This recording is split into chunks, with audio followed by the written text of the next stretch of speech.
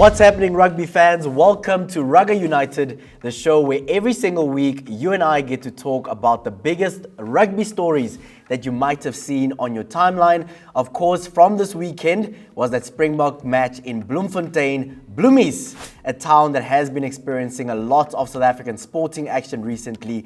They saw the Springboks absolutely dismantle Portugal with a 64-21 point scoreline.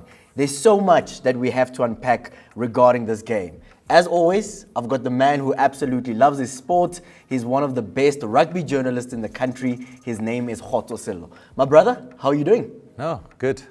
Looking forward to the Olympic Games. Hey! It's starting this week. It's starting today. The South African Sevens are taking on Ireland at 5:30 this afternoon, so I can't wait to do that. You're quite excited. Very excited. Hey, those Blitzbokke. No, they must do the things. Hey, we'll chat about them a little bit later. They snuck in through the back door, so now they must do the things. And we spoke about it on the show, building up to Monaco. We were a little bit concerned, but luckily they will be participating in the Olympic Games. But let's talk about the game that we saw in Bloemfontein at the Toyota Stadium. It was the Springboks taking on Portugal, right? So normally we start the show by talking about the game, dissecting some of the key moments and talking about the players, right? But today we're going to do it a little bit differently. Okay. Today we're starting with the rule book. Now the rule book is a segment where we get to talk about the basic rules of the games that you might not actually understand. We have to talk about what happened in the first 2 minutes of the game.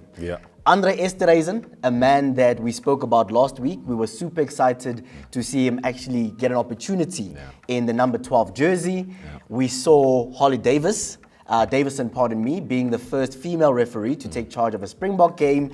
There was a moment 2 minutes into the game. Holly gave Andre Esterhuizen a red card.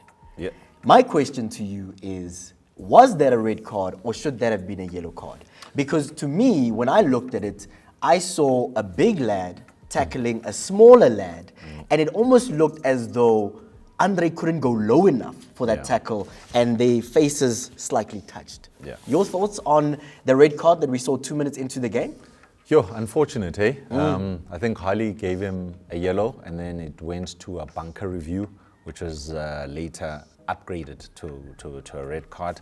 And we've just recently got news that he's copped a 4-match ban from World Rugby, which can be downgraded to a 3-match ban if he follows the protocol of rehab by World Rugby. So chances are we'll see him back in action by the time New Zealand arrives for their rugby championship matches against the Springboks. We do know that the first match is at Ellis Park in Johannesburg, and then the following week it will be down in Cape Town at the Cape Town Stadium. So hopefully Andre the Giant can wait it out, and in the interim try stay in shape. I mean, he can't even go play for the Sharks until that ban is lifted. So in terms of him keeping himself as sharp as possible to be in the reckoning for Springbok selection will be key for him to be selected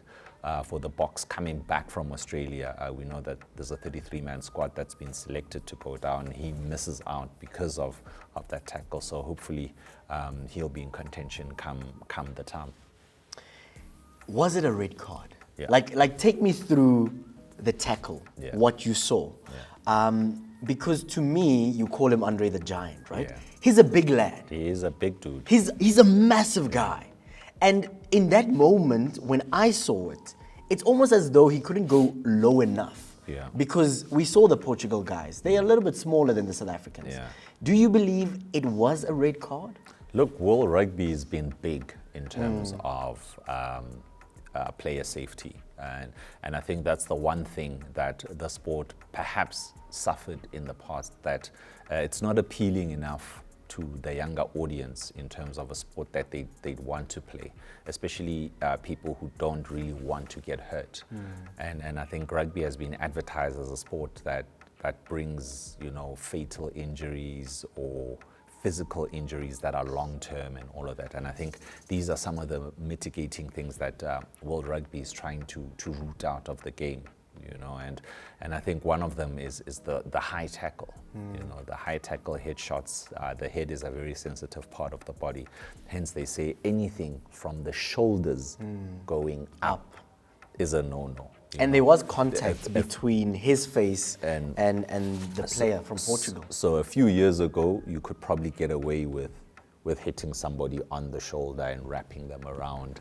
They used to call it a hanger tackle. You could probably get away with it, but nowadays you can't, and that literally forces the player to move down into the torso. So anything from here going down is perfect, and now that hit,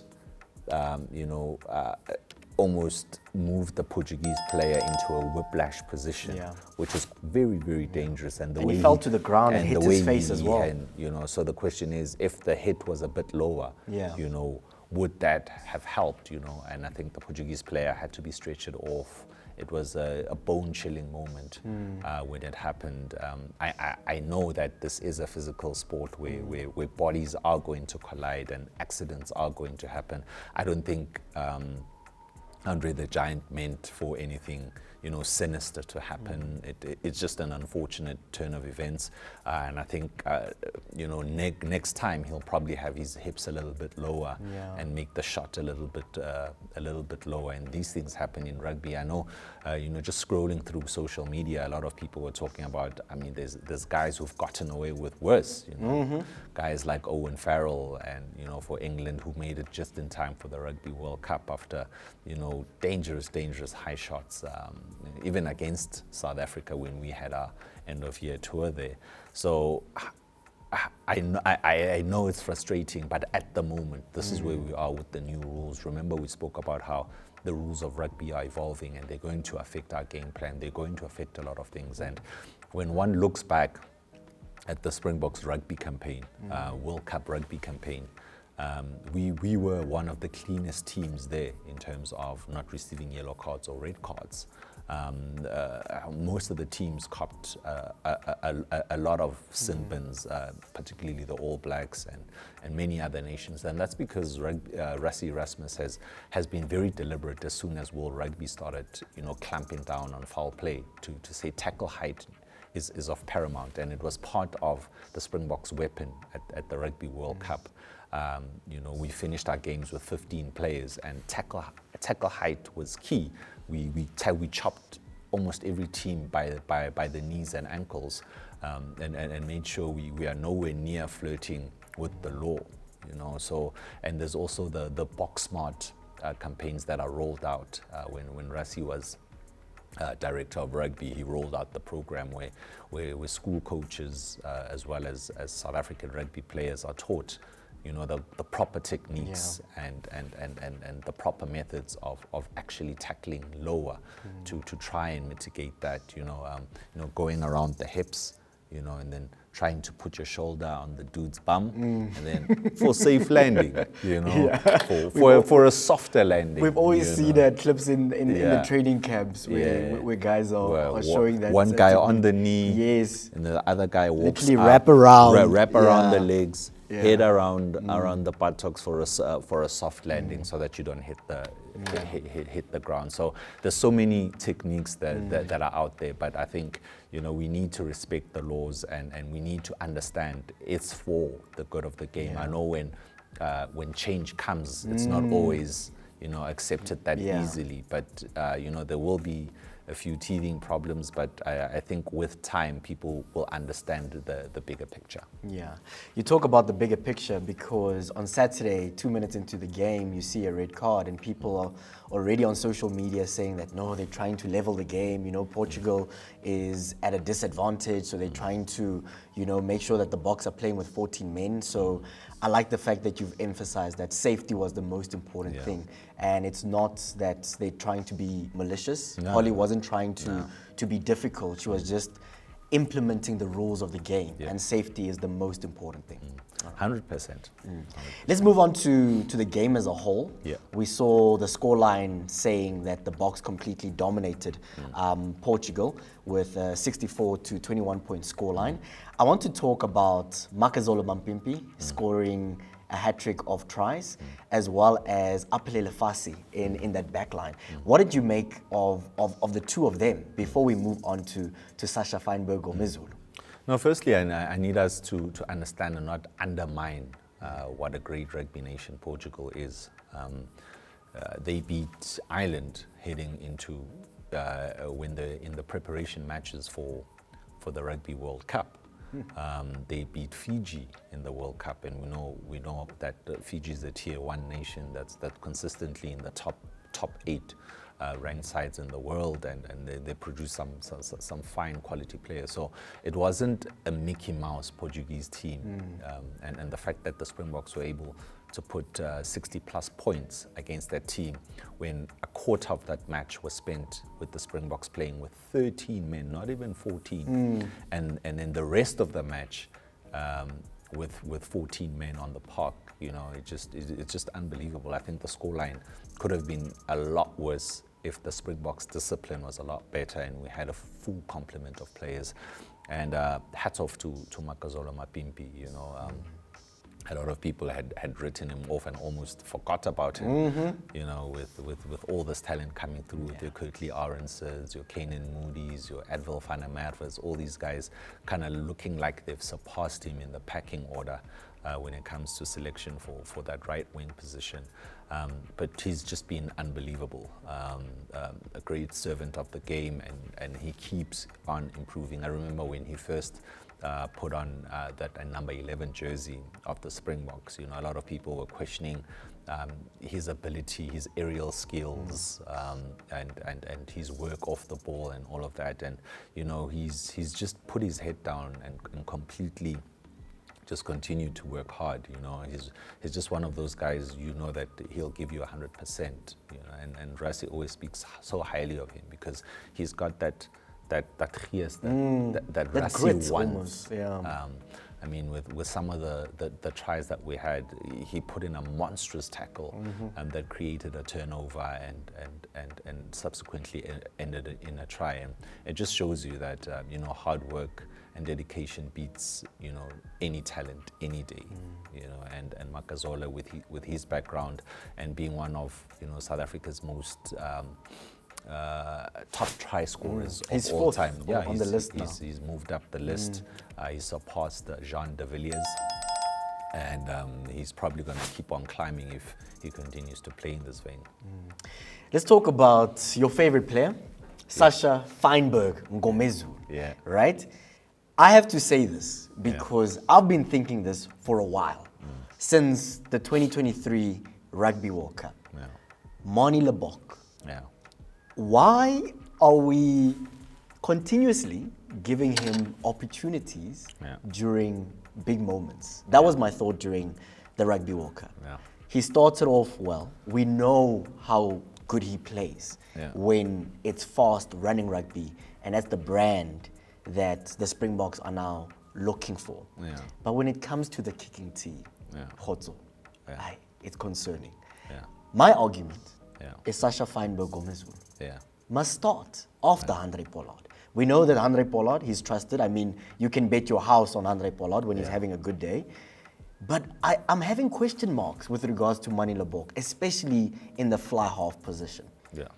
With the way rugby is evolving, I don't see Andre Pollard being the future of the number 10. It's a very unpopular remark. I see Mani Lebok very much part of that picture. I see Sasha Feinberg Ngomezu very much part of that picture. Who's ahead of I who? see Jordan Hendricks very much part of that picture at number 10, and I also see Siamasuku also part, but he'll still need to polish his game. And going back to Mani Lebok's goal kicking, I'll tell you what, Mani Lebok sparked the backline on Saturday. He gives it such, Gives it life. Yeah, he gives it such a heartbeat that you can't explain. And he seems to have so much time on the ball. He glides through gaps, and he's got a crisp pass left or right. And he's just unbelievable. And just unfortunately for him, I mean, two seasons ago he was the the highest point scorer in the URC. He's kicking them over when he's at Province. At the Stormers, yeah. And unfortunately, I think during the Rugby World Cup, it was a mental thing. And I think it's subsequently stuck with him. And it doesn't make him a bad player. Yes. And maybe for the Springboks, for a while, if you're going to play him, give the kicking responsibilities to somebody else. Just for I love just for a little bit. I love that. It's a mental because block. he's still a phenomenal player. He's just the kicking. He's unbelievable. He's on another level. And to be honest with you, I think the Springboks have kept losing to Australia in the past few years, even though we're world number one.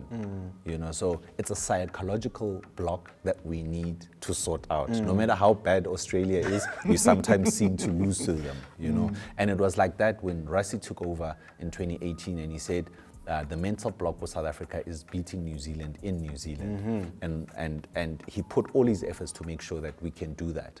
And now the South Africans have started believing it. And I think it happens everywhere, guys. There's certain things that you've been doing well all your life, and then the one time it doesn't work, and one day, once it clicks, it will all, work itself out. So I just think people are just are panicky. I think we very panicky.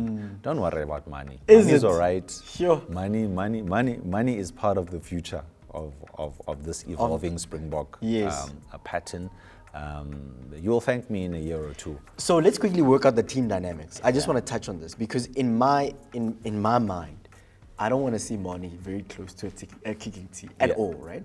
So are we saying then, looking, for example, at the 2027 Rugby World Cup, right? We could have a Sasha Feinberg Gomez Zulu in the 15 jersey, so that he is a part of the back line. Mani is still in the fly-half position, still drives the fast-running rugby. He still gives that general type of feel to the team as we attack. But who's then going to take the responsibility? Because my question is, traditionally we know that the fly-half must always kick. It's 6 1/2 dozen or the other, and I'll tell you why I say that. It's the same with cricket. Sometimes some of your best players go through like a barren spell, but it doesn't make them a bad player. And he gets 150, and all of a sudden he can't stop scoring. And for me, I just feel like we are making a big thing out of something that it's a fixable. It's something that's fixable. And it's not that Mani can't kick. And we know that from the Stormers. You know that from the Stormers. He's kicking all his kicks at the Stormers. And I just think the public is just so fixated on the Rugby World Cup that we're not even looking in anything beyond that and before that and in between that. Let's bring out his stats from the URC. So everything that he's done so far, ticks the boxes for him to be starting at number 10. Nothing says he's not good enough to be at number 10, except a few missed kicks against Portugal. And there's matches in the World Cup that he scored all his goal kicking, but everybody remembers all the ones he missed. And that's how fickle people are. Everybody forgets that Andre missed almost all his kicks against Ireland in the first test. And they remember all his kicks during. And when people forget that when Andre burst onto the scene, he was more of a running fly-half. And he used to come on after Morne Steyn to finish off the game with his running abilities. His kicking was at 60-70%. We used to cry about Andre Pollard's kicking. But with time and when you start getting used to the response, you have the only way for you to gain that experience and understand the responsibility that you're carrying is if you are being given the opportunity to do it. The only way to experience it is through experience. And I kid you not, and not that I'm jinxing him, Feinberg might go through a barren spell at some point. And it's not that now we must throw the water out with the baby. With money. So we shouldn't. We should at least be, a bit more analytical when it comes to our critique, and not be emotional about it, particularly if the Springboks have a long-term game plan, and he's a perfect fit. Let's talk quickly about the Olympic Games. That's where we started the conversation. The action is starting this week. The Blitzbokke are in action. We know that they left it late. They left it until Monaco to qualify for the Olympic Games. Your thoughts on the Blitzbokke? We know that their best performance was a bronze medal in Rio de Janeiro 2016. Do you think we can see them possibly win a gold or a silver and improve upon what we've seen throughout this whole year? Yeah. No, I'm not sure. But the one thing I can say is I saw a clip from Roscoe Speckman, Magic. Spec Magic. Yeah, and Specky wants to finish his career off on a high note, and he's with a few other, older guys that have been roped in to kind of bring the team together. And I think they want to, finish their seventh chapter with a gold medal. We do have the talent to go all the way. Philip Sneeman is now the new coach, the new man in charge. He was part of that golden generation of the Blitzbokke that had Cecil Africa's, or Branko Dupre's, your Spec Magic, all these guys, your Geduld, So I think with a guy like that who understands the culture, who remembers the culture, and having a Spec Magic on the field and having a Soizwa IP in part and parcel of the team, I think the team is keeping a nice low profile. Nobody's expecting a lot from them. The pressure is a little bit not as heavy as it was the past few Olympics. I think maybe this time around they could upset the apple cart. It is in Paris at the Stade de France. That's where the Springboks won the Rugby World Cup, and hopefully maybe we can make it a double at the Stade de France. In terms of the ladies, you look at their group. They're currently in Pool B. They're playing against Great Britain, Ireland, as well as the Aussies, Australia. Do you think that they could possibly make it out of that group and do well and maybe finish on the podium? I think for me, it will be a great achievement for Renford Dazel and his coaching staff if they get the ladies just out of the group. And once you're out of the group, anything can happen in the knockouts. You're giving yourself a chance. It's not, it's your ability on that day. Past results don't matter. Exactly. Once you're in the wafa space, then anything can happen, and the pressure is different and all of that. And I don't think they also go into this tournament carrying a lot of baggage and carrying a lot of expectations. And I think, it will be a great achievement if they get into the knockouts, and then from there we'll support them if they go all the way. I mean, Renford Dazel was also part of that, explosive time when South African Sevens was moving into a new era under Neil Powell after the Paul True era. So he understands that space very well. He's worked under some tremendous coaches. He's done his coaching at the High Performance Center, and I think the ladies are in very good hands, and hopefully they'll do the nation proud. Khotso Sello, thank you so much for joining us yet again, and thank you for backing Mani Lebok. We see you. Let's back Mani, We guys. see you. I know Martin Trey. Daai nommer 10 try. But as always, I would love to hear from you. Of course, the Blitzbokke and the ladies will be competing in the Olympic Games. Let me know, do you think that the Blitzbokke could possibly win a gold or a silver? And for the ladies, do you think that they can make it out of the group stages? I'd love to get your thoughts in the comments. But also, let's talk about Mani Lebok. Khotso feels that we should trust him. We should give him some time. In the same way that we gave Handré Pollard some time. So some South Africans might not agree, and I would love to hear from you. As always, this is Rugga United, and we'll see you next week. I saw a cherry, and it was red.